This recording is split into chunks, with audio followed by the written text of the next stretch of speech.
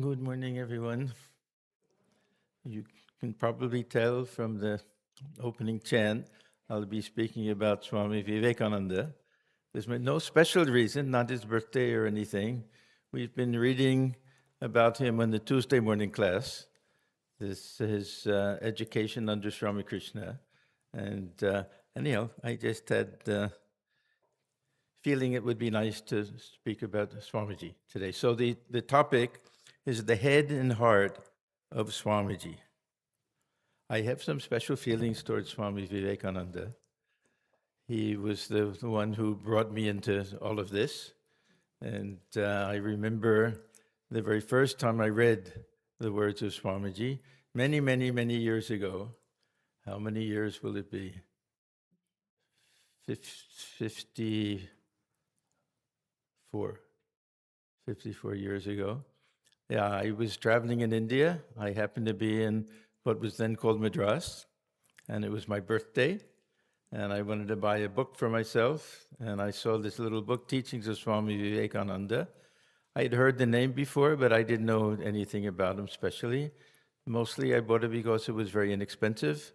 It was 5 rupees, and the book changed my life. So I have some special feelings towards Swamiji, and the thing that impressed me was this brilliant combination of that intellect, that head, and that loving, compassionate heart.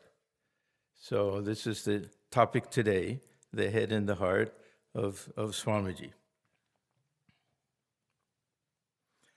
So I read him. I was a student of philosophy, so I had read all the big shots, from Socrates and Plato and Aristotle to Kant and Hegel and everything. But something about the brilliance of Swamiji's mind really attracted me. And I always wondered, these other philosophers, they were brilliant, no doubt, but Swamiji was based on such deep conviction and on personal experience. These were the two things that struck me as being a little bit different. That he didn't talk about anything that it wasn't from his own direct experience. Of course, what he had learned from Sri Ramakrishna and others, it wasn't that he didn't learn things from other people, but everything was so fresh and everything was so convincing that really reading it was just like a shock almost. I remember a great statement that Josephine MacLeod made, that she heard Swamiji speak. She said the first thing that he said, she said to herself, this is true. And everything else he ever said, she said to herself, this is true. Of course, it was partly his personality, that huge personality that would attract anybody. But so this intellect part, that the only one who I would say had a greater intellectual ability, and this may surprise all of you, but Sri Ramakrishna. That his mind was on a different level, so sharp. Nothing could possibly contradict anything that he said, that he could explain things in such a simple manner. And whenever there were discussions, Swamiji would always bow to the wisdom of Sri Ramakrishna. So aside from him, the mind of Swamiji was something that, to me, was really, I would say, a revelation. And the power of his words, to give the feeling that there was no question about any of this, that this was really the genuine or authentic or at least most insightful way to explain things. I have my own ideas about philosophy. It's not a science. It's just people trying their best to explain things. And some of them are more helpful than others, that's all. That it's not mathematics, it's not rocket science, nothing like that. They're giving their opinion on how we can understand things in the easiest and most straightforward way. So Swamiji presented things, of course, according to Vedanta and scriptures and everything, but still in a way that just was very sharp. It really appealed to the sense of logic and understanding. Then there was no discrepancy between Swamiji's words and his actions and his character. The one great distinction between philosophy as taught in India and as taught in the West. In the West, one doesn't have to have a sparkling personality or character or anything to be a good teacher or to be brilliant in any particular field. In India, the test will be, has it transformed them, this way of thinking? Has it turned them into something we can say saintly? Yeah. So we see in Swamiji that everything he spoke about was there. It was in his character, personality. When he talked about the greatness of the self, the Atman, and that grandeur of that, we see in his personality how huge, what an enormous personality he had. When he talked about the fearlessness of the self, when he talked about oneness with all, that everything was manifest in his life to such an extent that there was no distinction between practice and theory in his life. So this was another wonderful thing about that brilliant mind of Swamiji. And it wasn't simply this intellectual aspect. His mind it had this tremendous ability to focus and concentrate, so that he had a brilliant memory. We know about his memory, number one. And number two, he could dive deep in meditation. So he had that power to concentrate the mind to such an extent that he'll be oblivious of everything else. There's so many stories are told of him. There was one particular time in Kashipur Garden House. Swamiji's outside, and it's probably just dusk, and all the mosquitoes are coming. And I think it was a Girish Ghosh that he said he looked and saw Swamiji. It looked as if he had been wearing a brown-colored cloth over his body. And he went closer, he saw whole bodies covered with mosquitoes, and Swamiji is not even aware of it. It was Narendra at that time. So that power, that ability to withdraw the mind and go deep in meditation was something remarkable. We know that there were at least 4 different times when he had the absolute highest type of nirvikalpa samadhi, as recorded. There may have been many, many other times that we don't know. And that type of nirvikalpa samadhi is that from which very few people can ever bring the mind back to the normal plane. It's a very rare thing, that type of samadhi that he had. And Thakur used to say only these very special souls can come back from that. This is normally our exit from this world, that one will merge the mind in the absolute, and then the body will fall off after some time. But Swamiji could come back from that state.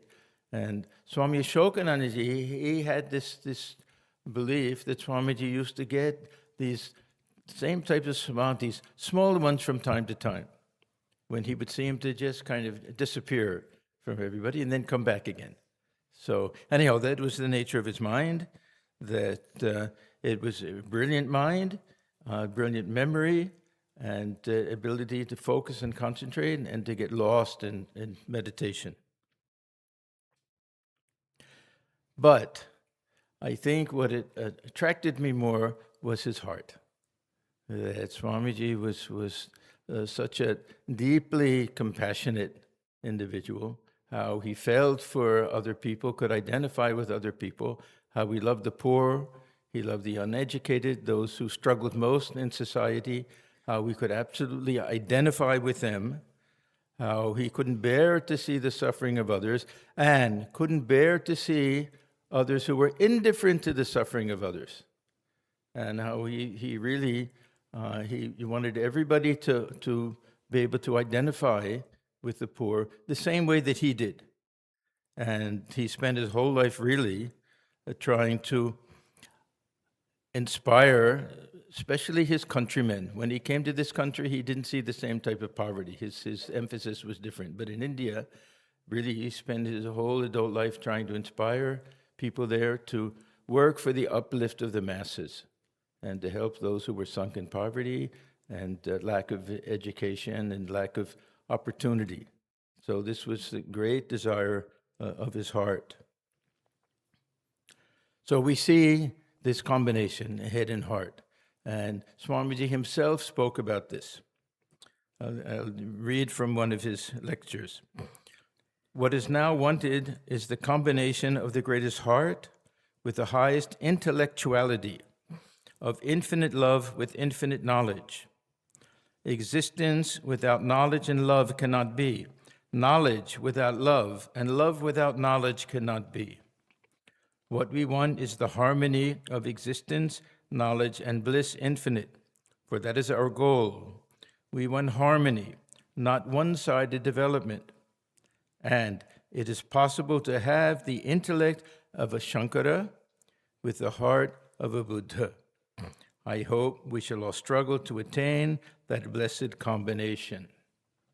I used to wonder, I still wonder sometimes, did Swamiji have himself in mind when he said that?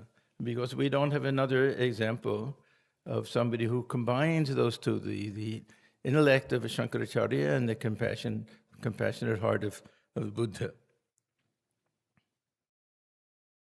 So yes, it's very interesting that Swamiji mentions these two, because we'll find these that same brilliant intellect of Shankaracharya and the great compassion of Buddha, we'll find these manifest to a tremendous degree in the heart of Swamiji. Now I want to go back to this issue, how are these two related?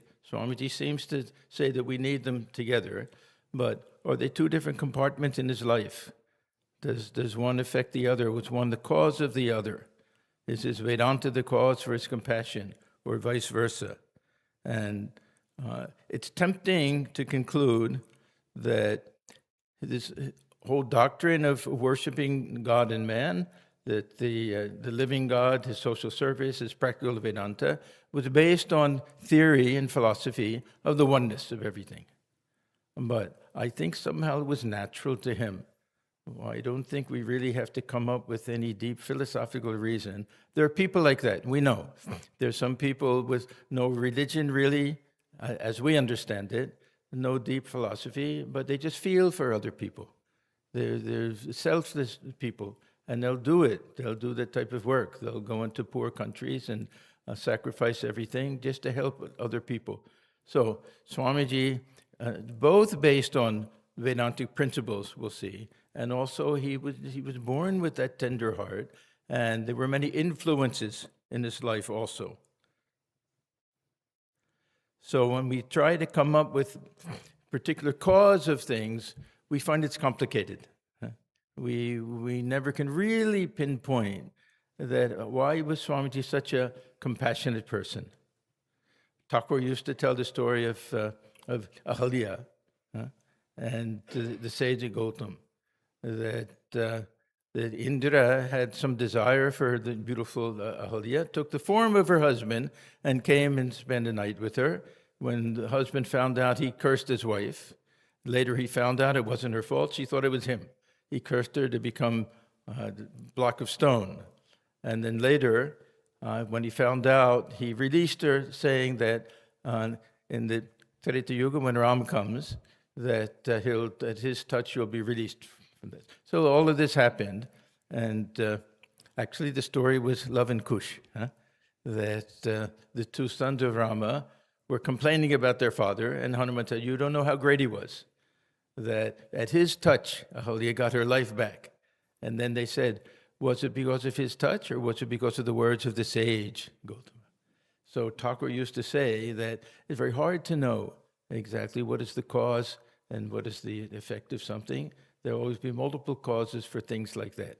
So the point I'm trying to make is that, yes, I believe that it was natural for Swamiji to have that type of deep, compassionate love for others, but there were also elements of his childhood, incidents in his life, family, and everything that we can point to that will also show how this manifests itself and how he was influenced, and of course by Sri Ramakrishna ultimately. Thakur used to talk about Swamiji and some of the others as Nitya Siddha, that they were born perfect.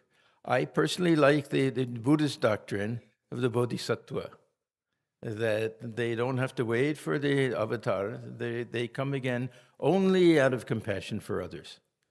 That they take a vow, this bodhisattva vow, that they won't accept their own liberation until all others are liberated, till all others are free. They're willing to be born again and again, exactly what Swamiji said. So when I think of him, I think of this Buddhist ideal of the bodhisattva. Nityasiddha, of course, this will go along with that, Ishvara Koti and everything, but it was this compassion that made Swamiji feel liberation is nothing. I'd rather be born even in the body of a dog if I can help a single person. So this was Swamiji's nature like that. So I want to look at some of the visible, tangible human factors that go into the passion that Swamiji had for helping others. The plight of the poor, to help educate others, to uplift women. That Swamiji was very much sensitive to the role or the plight of women at that time, as you can say on from some point of view, second-half citizens. So he was very dedicated to the uplift of women and everything. At that time, of course, this child marriage was there, and there was no remarriage of widows, no education for the girls, or very little. So he was very touched by the plight of women also. So we'll see that there were some events in his life that helped, and then there was also this Vedantic teaching and belief and realization of the divinity of everyone. So this also has to be taken into consideration, that he sees God dwelling within all beings. And for him, it's not out of pity or compassion to help somebody. The highest type of worship is serving others, seeing God dwelling within them. Okay, so now let's go to the background a little bit. He was born Narendra Datta in the family of a well-to-do, highly respected lawyer and his wife in the northern part of Kolkata. And his father grew up poor because his own father renounced the world and became a monk shortly after he was born. So he grew up almost as an orphan, you can say, and had to work very hard on his own in order to be successful, and he became very successful. So Swamiji's grandfather, Durga Prasad Datta, that at a young age he renounced the world and went away. They only saw him once or twice after that. He never came back home or anything. So the family was deprived of the main breadwinner, and they had to suffer. But this young boy somehow worked very hard and became very successful. So the father, Swamiji's father, he understood poverty. So these are all important things. He understood what it meant to grow up poor. He knew what it meant to work hard. He knew what the obstacles were, the people who were always happy to see poor people remain poor, as opposed to helping them get out of their poverty. He understood all of these things firsthand. And some people who grow up like that are very guarded with their own wealth. He was the opposite. Other people, they understand that other people need help. So he was very generous, very liberal-minded also. As a lawyer, he had many clients and people he worked with who were Muslim, Christian, other traditions within India and everything. And they were all welcome in the house. Swamiji grew up in that type of house. Swamiji used to say that Durga Puja, many of the Muslim friends would come over and celebrate with him. And at the time of Eid, he would go and break the fast with them. So it was a very liberal type. And of course, he went to Christian missionary schools. Some of the professors that he loved very much were Western Christians. So he grew up in a very liberal type of atmosphere. So Swamiji's father, he overcompensated.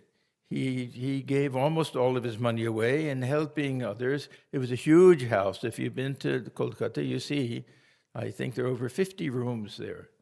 And there's a big joint family. And many of their relatives were lazy. They had bad habits. They wasted their money. They didn't earn anything. And Swamiji's father, he supported all of them. And as a young boy, Narendra, he rebuked his father one time.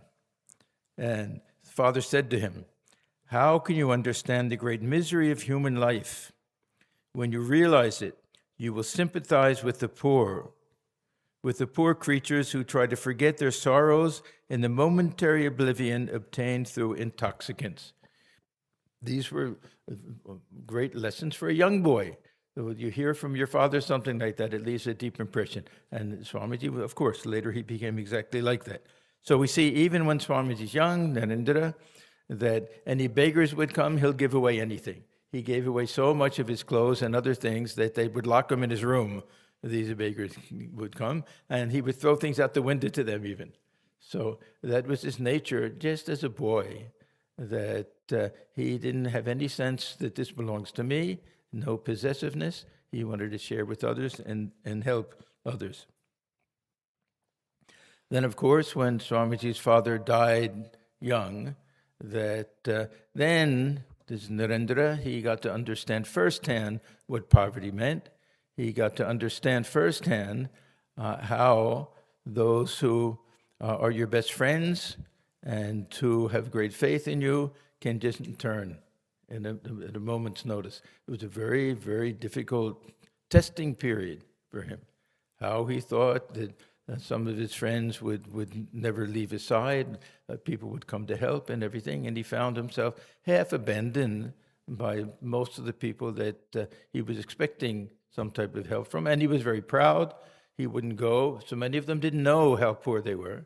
He wouldn't go with his hand out begging for anything. So this was a great lesson for Swamiji Narendra at that time. And with regard to his tremendous interest in raising the status of women, we can trace this back to a special love that he had for his mother. That his father was very busy, he was an attorney, that he wasn't always around. Mother was there. Mother raised him, of course. The mother taught him religion. He learned religion sitting on the lap of his mother, reading from Mahabharata and Bhagavata, very common things in those days. So he had such tremendous love for his mother that even at the end of his life, he was thinking about just getting a little house and looking after his mother towards the end. Of course, he died before she did. And he used to say that his last desire in life was to take his mother on pilgrimage. So he took her to many of the important places in East Bengal and Assam at that time. So this was part of that, his great concern about women. Other was one of his sisters committed suicide. And we don't have all of the details, but unhappy in marriage. So he understood that many times young girls are given in marriage. They have no say in anything. They live in the family of the husband and maybe have to put up with the mother-in-law who's not very sympathetic or something. He understood all of these things, again, firsthand. It was a terrible blow for him that he was very close with, of course, with all of his family members. So we see the early childhood life, but the greatest influence, of course, was Sri Ramakrishna.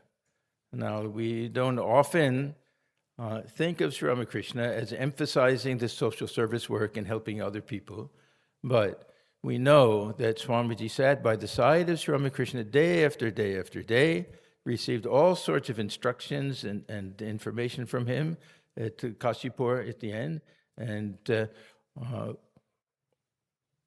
most of us have this conviction that Thakur told him many, many things about how he wanted the future work to go on. And this would be one of them, of course. So Sri Ramakrishna, he engaged Narendra in spiritual practice. He really converted him from kind of a dualistic worship of the formless God with qualities to a belief in oneness, this Advaita, that individual self and supreme self are ultimately one. And he instilled in him also this idea of seeing God dwelling with all in service to all the beings. So Swamiji himself, whenever he talked about, or if anybody asked him where this great love for the poor came from, he would mention Sri Ramakrishna. So in one of his letters he wrote, "I love the poor, the ignorant, the downtrodden. I feel for them. The Lord knows how much. I have that insight through the blessings of Sri Ramakrishna." And then again he said, "From the very date that Sri Ramakrishna was born has sprung the Satya Yuga. Henceforth, there is an end to all sorts of distinctions, and everyone down to the Chandala will be a sharer in the divine love. The distinction between man and woman, the literate and the illiterate, Brahmins and Chandalas, he lived to root all of them out." Now, there was one particular event. We've heard this many times, but I'm going to tell it again because it has some tremendous importance. This was when Thakur was talking about the different teachings of the Chaitanya tradition.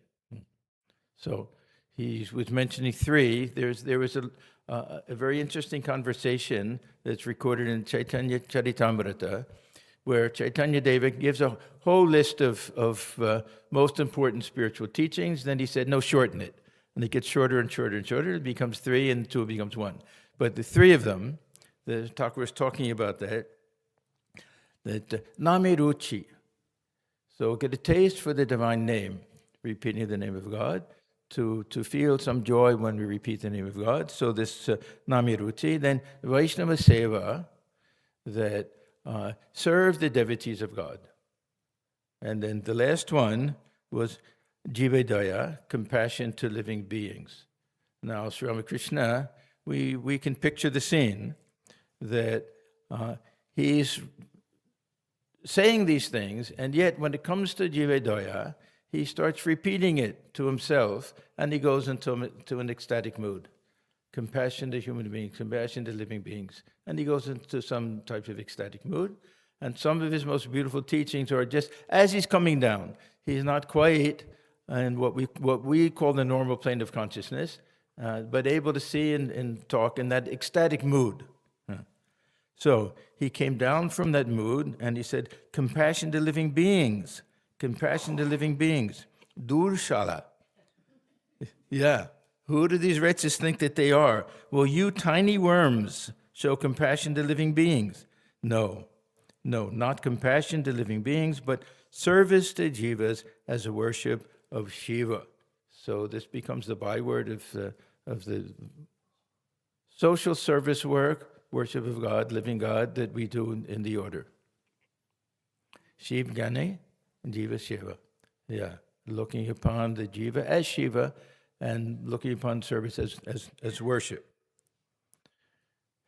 Now, there were many of the direct disciples in the room at that time, and they all listened, and it didn't leave much of an impression on any of them, except for Narendra. And he came out, and he said to the others, "Did you hear what Thakur said?" And they were, yeah, he said this and he said that and everything. He said, no, what a significant thing that he said. And then Swamiji told his friends, probably recorded by Sharat, Swami Sharanandaji. We don't know exactly. What a wonderful light I've received from the Master's words. If the Divine Lord ever gives me the chance, I'll proclaim throughout the world the wonderful truth I have heard today. I will preach this truth to the learned and the ignorant, to the rich and to the poor, to the Brahmins and the Chandalas, the outcasts.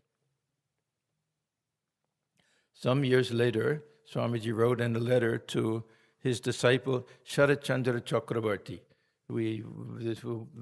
The conversations between the two of them were wonderful. It's all recorded. And what is it called? Swami Shishya Shambad. In English, it's Conversations with Swamiji, something like that. Anyhow, very, very beautiful things. And so this Sharat Chandra, he recorded everything. So we have all of that.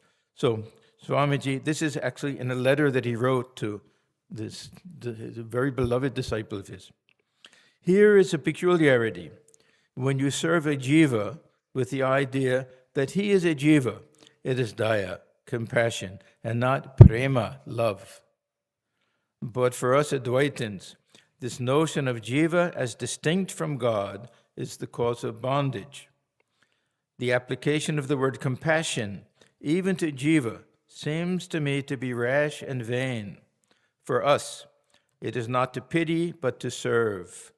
Ours is not the feeling of compassion, but of love and the feeling of self in all. So this was something he received directly from Sri Ramakrishna and experienced himself. So this is the thing. And not just he's mimicking the words, but it went deep into his heart. Now, the next part of the education, I would say, of Swamiji with regard to this was during his Parivrajika period, that after the monastery, Thakur passed away, after the monastery was founded, Belur Math, that one by one they felt the desire to wander throughout India. And most of them went to places of pilgrimage, spent their time in meditation and spiritual practice. Swamiji also did, but he had many different types of experiences. Sometimes he stayed with these great Maharajas and these very big palaces and everything throughout India, sometimes with the very poor. And he was really overwhelmed by seeing the plight of the masses in India. So this also had a tremendous effect on his mind, and he really had this tremendous longing to do something for the country. He was a great patriot that way. This led him to go to the United States for the Parliament of Religions. It wasn't simply to spread the message of Vedanta and Sri Ramakrishna. He wanted to raise money here that would help in the work in India in helping the poor. And he used to say that you see this parliament, it's all for this. The whole thing has been arranged for me, not for him, name and fame, but so that he would be able to do the work in India with help from America. That was his idea.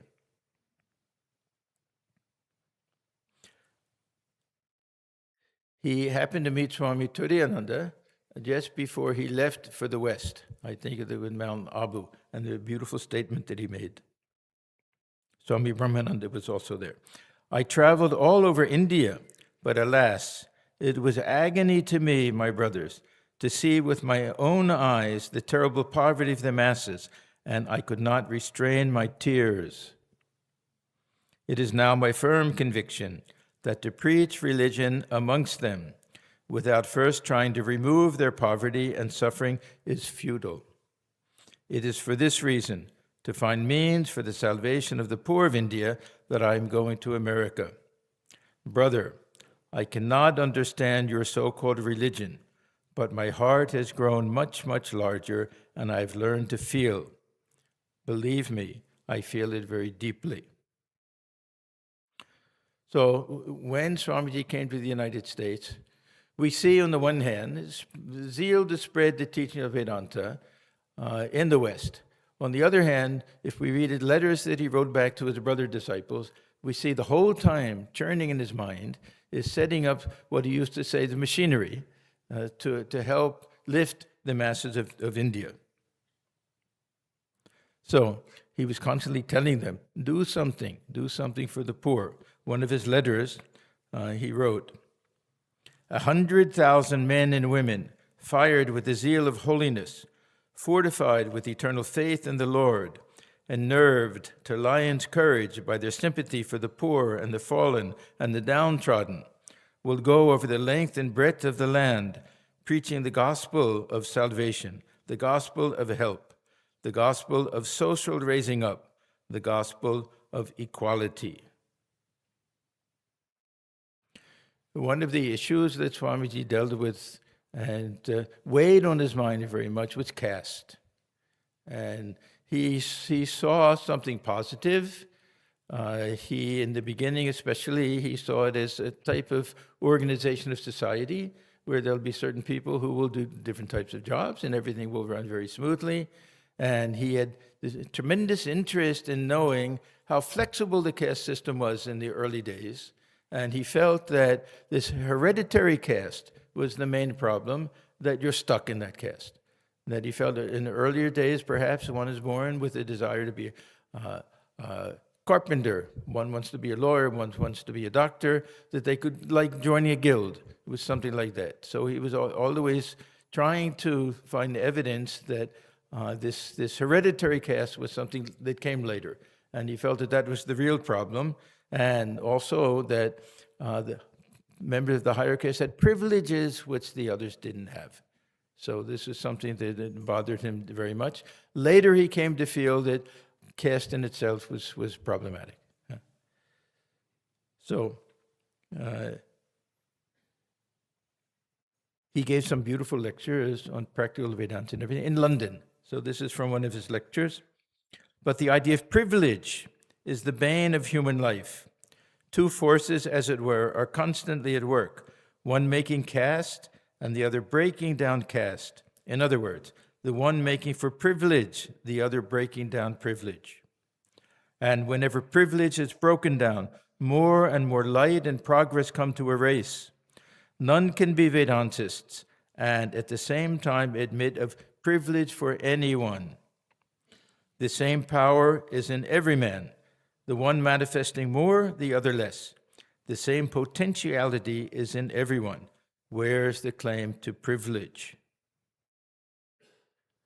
So, initially it was this idea, for later caste itself. He wrote in a letter, this Paramada Das Mitra, there are many, many letters in the early days that Swamiji wrote to him. He was a great scholar. Swamiji somehow had a very high regard for him. Later, he turned out to be a little bit not so respectful to the other. Anyhow, many letters were written about this idea of caste and hereditary caste. And so at the end, Swamiji, when he developed some of his really final ideas, he wrote to him, "The conviction is daily gaining on my mind that the idea of caste is the greatest dividing factor and the root of Maya. All caste, either on the principle of birth or of merit, is bondage. It is in the books written by priests that madness like that of caste are to be found, and not in the books revealed from God."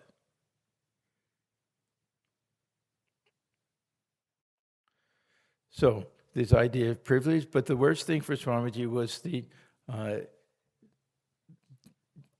unfair distribution of wealth. The tremendous number of people who had almost nothing. They lived really in grinding type of poverty. And this was the one thing that Swamiji really was that tremendous burning in his brain motivating type of factor. He wrote in a letter to Mary Hale. Mary Hale was daughter of the Hale family that took him in when he first went to the Parliament of Religions. "I never planned anything. I've taken things as they came.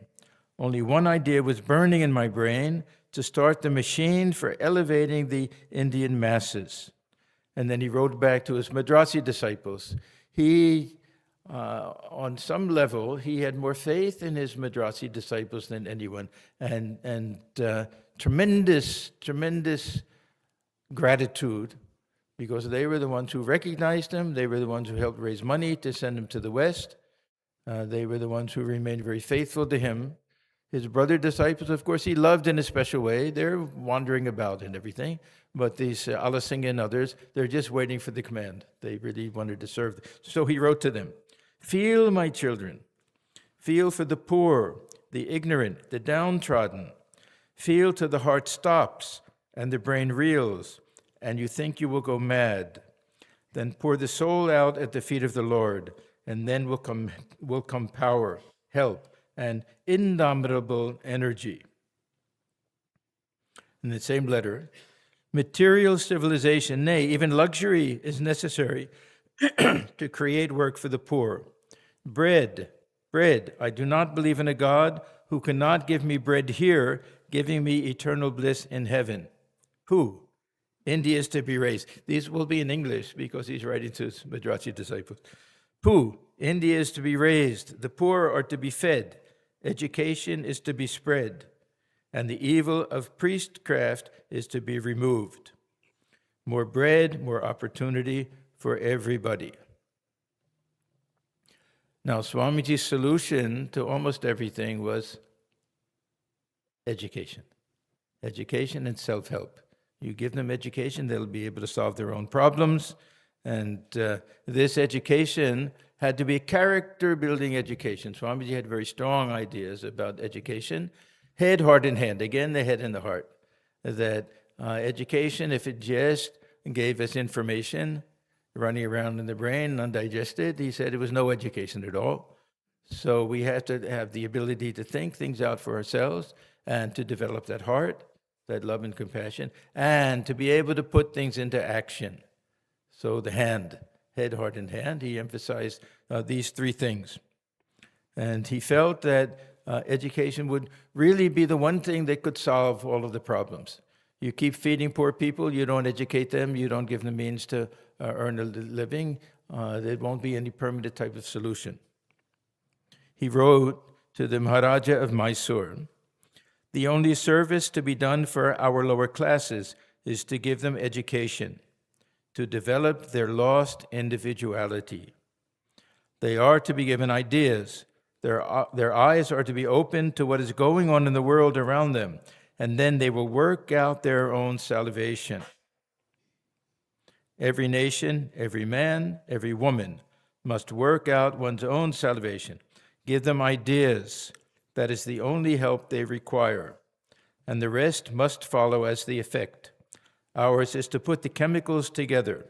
The crystallization comes in the law of nature. Our duty is to put ideas in their heads. They will do the rest." So this was also Swamiji's attitude with regard to the question of the status of women. He didn't like this idea that men will solve the problem of women, that will raise them up. Again, that give them education, they'll be the ones who will do it on their own. He wrote to Swami Ramakrishna, his very dear, beloved brother disciple, "There's no chance for the welfare of the world unless the condition of women is improved. It is not impossible for a bird to fly on only one wing." Then he said in a lecture delivered in India, "Liberty is the first condition of growth.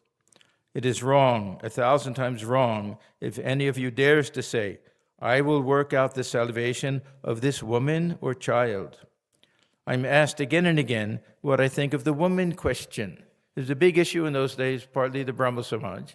They wanted to abolish the child marriage and to allow remarriage of widows. So it was a question of those days. I'm asked again and again what I think of the woman question. Let me answer once and for all. Am I a widow that you ask me that nonsense? Am I a woman that you ask me that question again and again? Who are you to solve women's problems? Are you the Lord God that you should rule over every widow and every woman? Hands off. They will solve their own problems." So Swamiji's objection to the second-half status of women was based also on his Vedanta, this very firm conviction that there's no gender in the Atman. There's not a male soul, a female soul.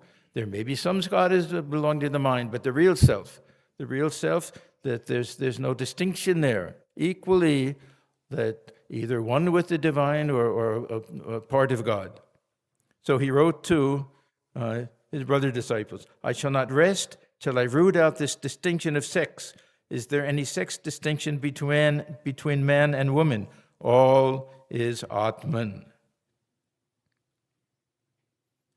So this is that philosophical idea. The other was a social doctrine, this adhikaravada, social doctrine that only certain people are qualified and should have the privilege of hearing the highest truth of Vedanta during certain periods. And Swamiji felt that in the very early days this wasn't there, but later during certain periods that only Brahmins had access to the scriptures and men. So these young boys go into the forest, they'll get all of these teachings and everything, but the women will not be allowed to have any of that. So they had special privilege and rights, adhikaravada. So Swamiji said to his disciple again, Sharat Chandra Chakravarti, "In what scriptures do you find statements that women are not competent for knowledge and devotion? In the period of degradation, When the priests made the other castes incompetent for the study of the Vedas, they deprived the women also of their rights. Otherwise, you will find that in the Vedic or Upanishadic age, Maitreyi, Gargi, and other women of revered memory have taken the place of rishis through their skill in speaking of Brahman. Since such ideal women were entitled to spiritual knowledge, why should women not have the same privilege now? That country and that nation which do not respect women have never become great, nor ever will.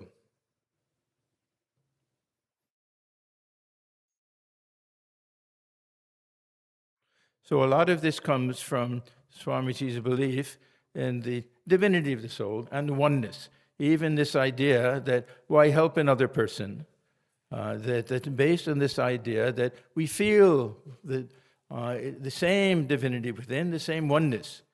That at some level we're even helping ourselves.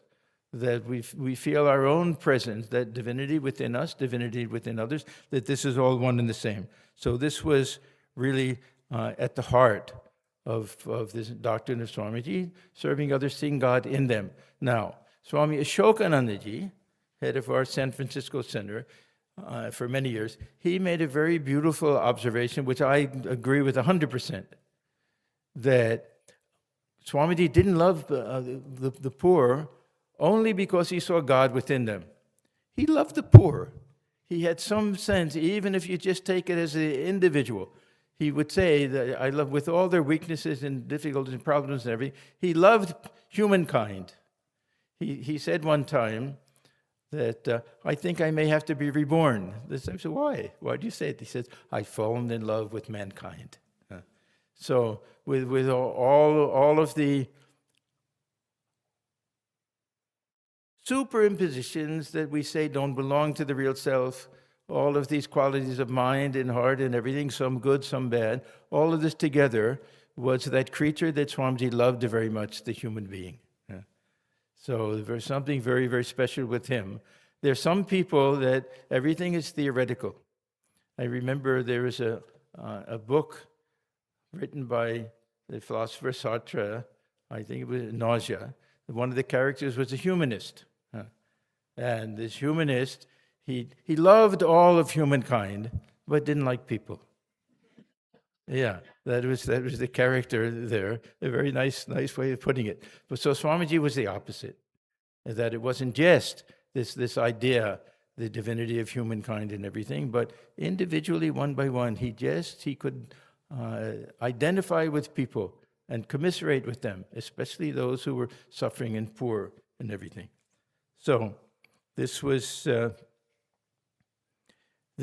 the type of compassion that Swamiji had, and it was overriding. This was the one thing that meant more to him than anything else. Even, of course, his own liberation. That was nothing to him. He knew that he wasn't born just to attain to that highest liberation and everything. So we get that very, very famous line from the letter he wrote to Mary Hale: "May I be born again and again and suffer thousands of miseries, so that I may worship the only God that exists, the only God I believe in, the sum total of all souls." So this was Swamiji's prayer, and I believe that it's true. He was born in the past, he'll be born again and again, to fulfill this mission. And he used to say that it may be good that I get out of this body, to cast it off like a worn-out garment, but I won't stop working, even whatever realm he's in now. I won't stop working until everyone knows that they're one with the divine. So this was Swamiji, and as I say, I start with the brilliance of his mind, but I end up with the brilliance of with the compassion of his heart. This is the thing that I think can touch us in a way that nothing else can. So I'll stop here, and I hope I wasn't too over-enthusiastic, but really, Swamiji, his words have the power that's just overwhelming. There was one time, you know the story, he's giving a lecture and he stopped right in the middle. Big lecture, lots of people. And they said, "What happened, Swamiji?" And he said, I felt I had the power to lift up everybody's mind and mold it the way you sculptor will mold clay, and I felt it wasn't proper for me to do it, so I stopped. Yeah. So that was our Swamiji. Okay, so I'll stop here. A couple of announcements. Next Sunday, Swami Swahananda will speak on freedom in life and life in freedom. That'll be the next Sunday. And then the following weekend is Labor Day weekend. Now, the last couple of years, our September retreat was actually the weekend after Labor Day weekend. Since it's actually Labor Day, we'll do it a Sunday and Monday. The last couple of times it was Saturday and Sunday, so it'll be Sunday and Monday. That Swami Paritushtanandaji, the Swami, the resident Swami in our Kansas City Center, that he'll be the invited guest for that. And we have a very nice concert. You'll see some of the flyers are out there. This will be a Sunday night at 7:30 p.m. This Parthabosh and Indranil Malik, this will be probably the third, at least the third time they're performing here. They're wonderful. And so everyone is invited for that. You can tell friends, no tickets necessary or anything like that. So that will be the Labor Day weekend, Sunday and Monday. Now, one other announcement. One of the houses in the development next to us is available. It's not yet on the market. There may be a little pre-market discount. If anybody is interested, yeah, let me know. It's just opposite the house of one of our devotees, Chirag, and just next to the house of Pratibha and Sushil. So it's a great opportunity if anybody would like to live within the very, very short walking distance of the center.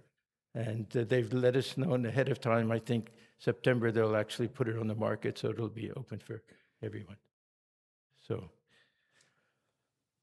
So I thank all of you for coming. Of course, we invite everyone to join us for lunch after this, and we will have a closing song. Today is actually a holiday. It's a special day.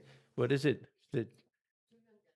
So this is a swing festival or something? Yeah, of Krishna. So we'll have a Krishna song. Okay.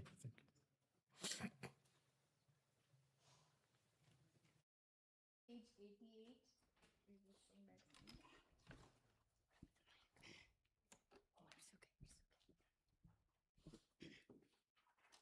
This is yours.